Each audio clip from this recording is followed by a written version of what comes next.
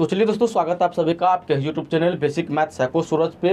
और आज जो है आप लोगों के लिए फिर से रेलवे ग्रुप डी का प्रीवियस ईयर का क्वेश्चन लेके आ गए हैं, जो कि सबसे ज़्यादा बार रिपीट किया जाता है रेलवे के अंदर, ठीक है। और ये सब क्वेश्चन को हम लोग देखेंगे और ये क्वेश्चन आपको एडवांस मैथ के अलजेब्रा चैप्टर से लिया गया है और बहुत ही ज़्यादा इंपॉर्टेंट क्वेश्चन है आपके इस बार जो ग्रुप डी का एग्ज़ाम दीजिएगा उसके लिए, क्योंकि ये क्वेश्चन को इस बार एज ए टीज क्वेश्चन पूछने का पूरी संभावना है, क्योंकि आपको रेलवे जो है 50 से 60% क्वेश्चन जो है जो का त्यों पूछ दिया जाता है और वही क्वेश्चन को लिए हैं जो कि बार बार रिपीट करता है। तो क्वेश्चन जो मतलब ये वीडियो जो है आप लोगों के लिए बहुत हेल्पफुल होने वाली है, इसीलिए वीडियो को जो है शुरू से लेकर लास्ट तक देखिएगा और जितना मैं बताऊँ उसको आप जो है कॉपी और पेन लेके उसको नोट कर लीजिएगा, ताकि आपका जो एग्ज़ाम होगा उसमें जाके बैठिएगा तो आपका कॉन्फिडेंस लेवल जो है थोड़ा सा बढ़ता हुआ नज़र आपको आए, ठीक है। तो चलिए बाबू हम लोग जो है शुरू करते हैं। और ये सब क्वेश्चन जो है आपको रेलवे का प्रीवियस ईयर का मतलब रेलवे का क्वेश्चन बैंक से लिया गया है, जो कि स्क्रीन पे आप लोग को उस बुक का कवर दिखता होगा। अगर ये बुक अगर आप लोग को चाहिए तो डिस्क्रिप्शन में उसी बुक का लिंक है, जाके एक बार चेकआउट जरूर कर लीजिएगा। और जब इस क्वेश्चन को मतलब इस बुक को आप बना लेते हो, ये 30-35 दिन के अंदर ये ख़त्म हो जाएगा ये बुक। इसका प्लान भी आप लोग को मैं बताया हूँ, तो किस प्रकार से ये 30 रोज़ के अंदर ख़त्म हो जाएगा। जब 30 रोज़ के अंदर इस चीज़ को आप ख़त्म कर लेते हैं तो इस बार मैथ में आपको बिल्कुल भी टेंशन लेने की बात नहीं होगी। आपको 25 में जो है 25 कोई काल नहीं काट सकता है जब आप इस बुक से बना लेते हो, क्योंकि आपके पास वही हथियार होगा जो हथियार आपको इस्तेमाल करना है, ठीक है। चलिए बाबू हम लोग जो है शुरू करते हैं और जानना स्टार्ट करते हैं। सबसे पहला क्वेश्चन आपका है जो समीकरण के मूल कौन है, ठीक है, मूल है। तो आपको एक समीकरण दिया गया है जो 2x² - 4x + 5 = 0। तो सबसे पहले तो हम लोग को ये सब जानना पड़ेगा जो कौन काल्पनिक होता है, कौन वास्तविक होता है, किसका मूल समान होता है। ये सब जानने के लिए एक फॉर्मूला होता है d = b² - 4ac। इसको विवितकर भी बोला जाता है, विवितकर बोला जाता है। इंग्लिश में जो है इसको डिस्क्रिमिनेंट बोला जाता है। जो ये फॉर्मूला होता है आपको d = b² - 4ac, इस पे जो है इसका मान निकाल के आप बता सकते हो जो इसका मूल कौन सा वास्तविक होगा कि आभासी होगा, या तो काल्पनिक होगा, या तो इसका मूल समान होगा, ठीक है। तो चलिए इस प्रकार से हम लोग इस फॉर्मूला पे बैठाते हैं और इसका निष्कर्ष देखते हैं जो निष्कर्ष क्या निकल सकता है। तो d बराबर क्या है बाबू, b² - 4ac b। और आप लोग को ये भी पता होगा ये पहला वाला पद जो है इसको a मानते हैं, इसको b मानते हैं और इसको c मानते हैं, ये बात भी आपको पता होगा। तो b² बोल रहा है, b बराबर क्या है बाबू, यहाँ 4x है तो इसका यही गुणक वाला लेंगे, 4 लेंगे, और 4 में भी इसका माइनस के साथ लेना पड़ेगा, यानी कि -4। तो b² है तो -4 का स्क्वायर, उसके बाद -4ac है ना, 4a बराबर कितना जी, 2 और c बराबर कितना, 5। तो 4 का स्क्वायर कीजिएगा, माइनस में 4 का स्क्वायर कीजिएगा तो आपको 16 होगा, माइनस 5 दूना 10, 10 के 40, ठीक है। अब 16 में से 40 को जब माइनस कीजिएगा तो आपको माइनस में 24 आएगा, कितना आएगा, 24 में आएगा। और यहाँ से एक बात ध्यान दीजिए, ये आपको माइनस में वैल्यू आ गया है, किस में आ गया है, माइनस में। जब ये d जो होता है, जब ये d जब छोटा हो जाता है 0 से, d जब छोटा हो जाता है 0 से, और एक बात अभी आपको और पता होगा, जो माइनस में कोई भी वैल्यू हो वो 0 से छोटा ही होगा। जब d जो है 0 से छोटा हो जाता है तो उस स्थिति में उसका मूल जो है काल्पनिक होता है। क्या होता है बाबू, काल्पनिक होता है।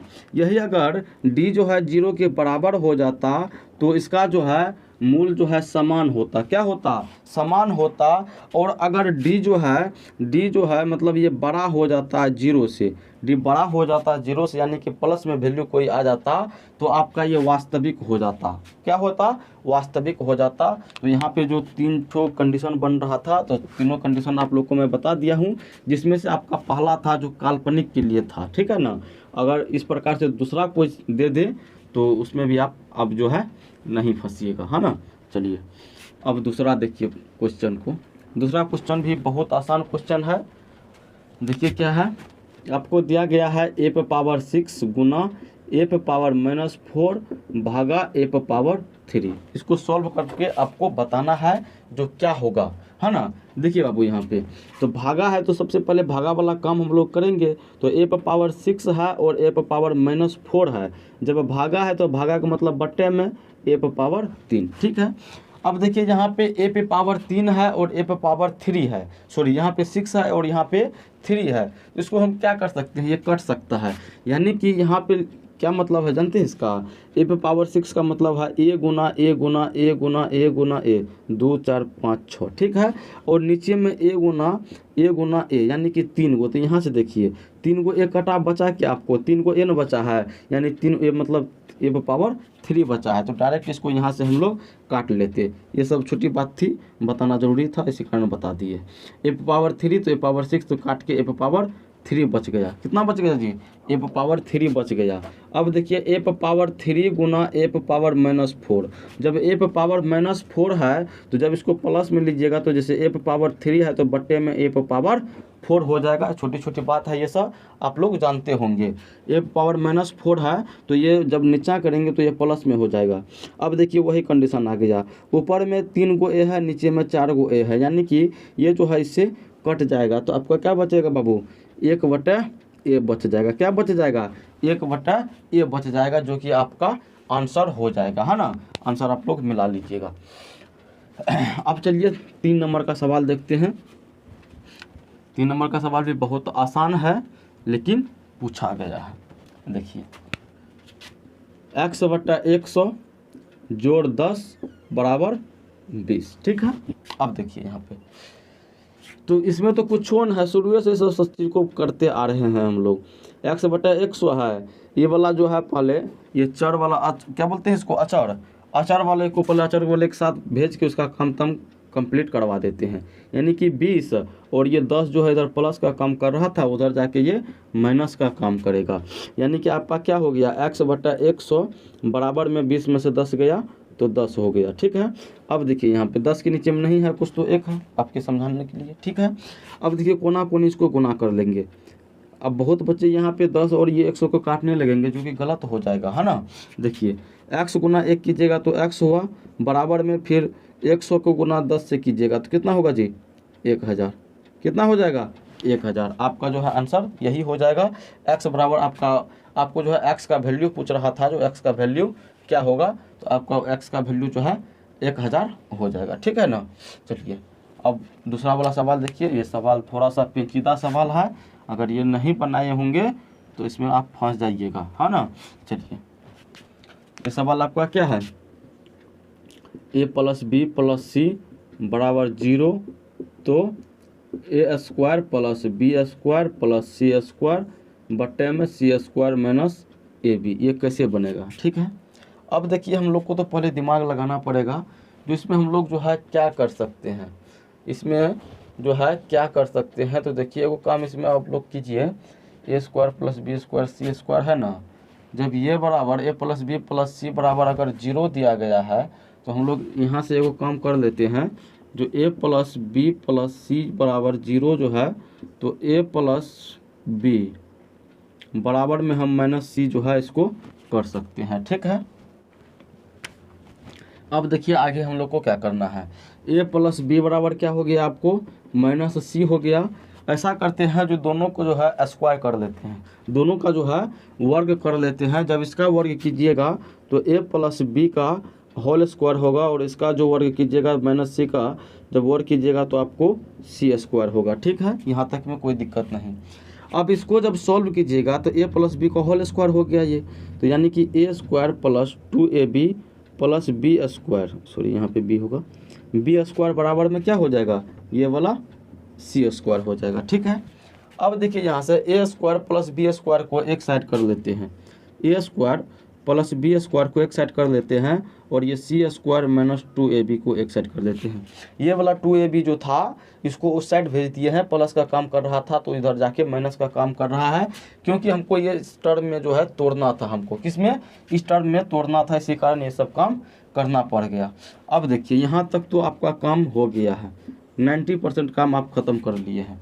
अब देखिए यहाँ पे ए प्लस बी आपको इसी का ना मान पूछ रहा था, तो ए स्क्वायर प्लस बी स्क्वायर, और ए स्क्वायर प्लस बी स्क्वायर का मान आपको दिया गया है जो सी स्क्वायर माइनस 2ab यहाँ से। तो डायरेक्टली हम लिख देते हैं यहाँ पे सी स्क्वायर माइनस 2ab, और उसके बाद फिर से देखिए यहाँ पे सी स्क्वायर है, ये अभी ए स्क्वायर प्लस बी स्क्वायर का सिर्फ मान लिखे हैं ये वाला, और उसके बाद सी स्क्वायर पहले से यहाँ पे मौजूद है, और नीचे में आपका सी स्क्वायर माइनस ए बी है। ठीक है, यहाँ तक में कोई दिक्कत नहीं। अब देखिए यहाँ पे सी स्क्वायर यहाँ पर भी है, सी स्क्वायर यहाँ पर भी है, यानी कि इसको जोड़ना पड़ेगा। 2c स्क्वायर हो गया माइनस उसके बाद 2ab हो गया, और बट्टे में आपको सी स्क्वायर माइनस ए बी हो गया। यहाँ तक में कोनो दिक्कत नहीं है, नहीं है। अब देखिए आगे बढ़िए, यहाँ से 2 कॉमन ले लीजिए दोनों का, दोनों में देखिए 2 है ना, 2 को कॉमन ले लीजिए तो नीचे वाला बच जाएगा, तो सी स्क्वायर माइनस ए बी होगा, और नीचे में भी यही है सी स्क्वायर माइनस ए बी ही है। ठीक है ना। अब देखिए ये ऊपर और नीचे आराम से कट जाएगा। ठीक है ना। अब आप ऊपर में बच गया क्या, आपको ऊपर में आपको 2 बच गया, जो कि आपका आंसर हो जाएगा। ठीक है, आप लोग ऑप्शन मिला लीजिएगा जो कौन सा ऑप्शन आपका मिल रहा है 2 से, हाँ ना। चलिए अब 5 नंबर का सवाल देखिए। वीडियो जब पसंद आ रही है तो वीडियो को लाइक कर दीजिएगा, और नहीं पसंद आ रही है तो डिसलाइक भी कर दीजिए। आप स्वतंत्र है, जब आप लोग एक्टिविटीज़ दिखाते हैं तो हमें भी पता चलता है कि सही जा रहे हैं कि गलत जा रहे हैं, आप लोग को फ़ायदा हो रहा है कि नहीं हो रहा है ये हमें पता लग जाती है। ठीक है ना। चलिए अब 5 नंबर का सवाल आपका है, जो x पावर 5 भागा x पावर 4 का होल क्यूब भागा x। ठीक है, ये भी सवाल बहुत आसान। कैसे है आसान, देखिए x पावर 5 ये भागा x पावर 4 मतलब बट्टे में x पावर 4, और होल क्यूब भागा में 3। ठीक है, अब फिर से देखिए इससे पहले जो बना है उससे वही चीज़ है, तो x पावर 5 और यहाँ पे x पावर 4, यानी कि इससे जो है ये कट जाएगा, ऊपर में क्या बच जाएगा x, और x है और उसका क्यूब है, यानी कि x का क्यूब हो गया, फिर भागा में x हो गया, ये वाला x जो है हो गया। अब फिर से वही कम, x का क्यूब भागा है तो बट्टे में x, x से x कटेगा, यानी कि आपका जो है यहाँ पे स्क्वायर होगा, x स्क्वायर जो है आपका आंसर हो जाएगा। ऑप्शन जो है आप लोग मिला लीजिएगा। ठीक है, तो चलिए उम्मीद करता हूँ यहाँ तक जितना भी क्लास दिए हैं वो सब का सब जो है आपको समझ में आ गया होगा। अगर नहीं भी आई है तो वीडियो को एक बार फिर से देखिए, 100% आप उस चीज़ को समझ जाइएगा। और ये सब क्वेश्चन को आप मजाक में मत लीजिएगा, सीरियस होकर सब क्वेश्चन पे आप लोग ध्यान दीजिएगा और पढ़िएगा। हो सकता है आपको जो इस बार एग्जाम होगी सेम टू सेम क्वेश्चन आप लोग से पूछ दिया जाए। ठीक है ना। तो चलिए इस क्लास को यहीं पर रहने देते हैं। धन्यवाद।